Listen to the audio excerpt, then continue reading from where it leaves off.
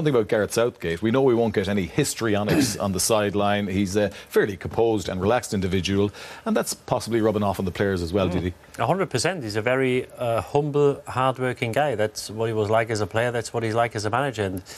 And you know, when I watch the guys here celebrate, you know, it looks like they're what you see on a Sunday morning when you play with your mates. That's how they celebrate. It seems to be a really happy camp, and you only get this when you lead by example and when you set the same standards for yourself. And I thought at the time it was a good appointment. I didn't think he takes them that far in a short space of time, without getting carried away, because the teams they beat, you expect them to beat, but the way they played.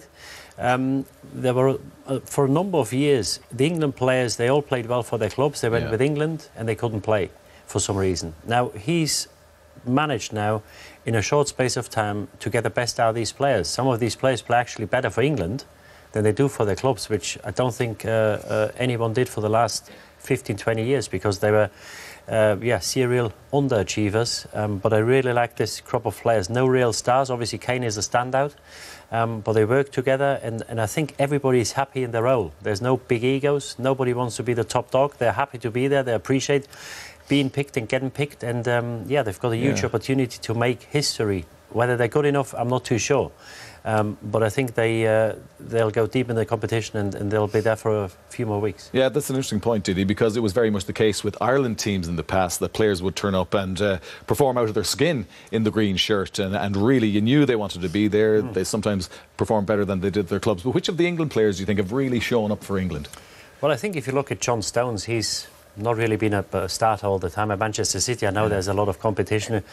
You look at Harry Maguire, who played ever so well. I think Henderson grew into that role, being the Liverpool captain. I think he did ever so well.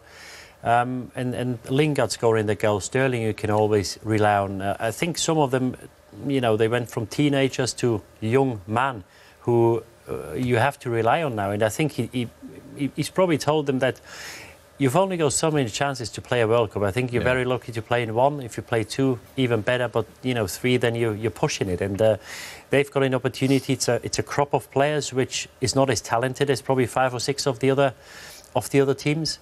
But they all perform. It's not a flash team, but everybody's doing their jobs. And this was something which I haven't seen for a long time, where everybody knew their jobs and they're happy to compliment the guy next to them. You know, because in years gone by, you always seen players, they wanted to play the final pass, they wanted to have a shot from 30 yards.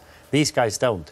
And this is what I think makes him hugely dangerous. OK, so plenty of positives from an England point of view. They march on into the round of 16 with one game still to play in their group.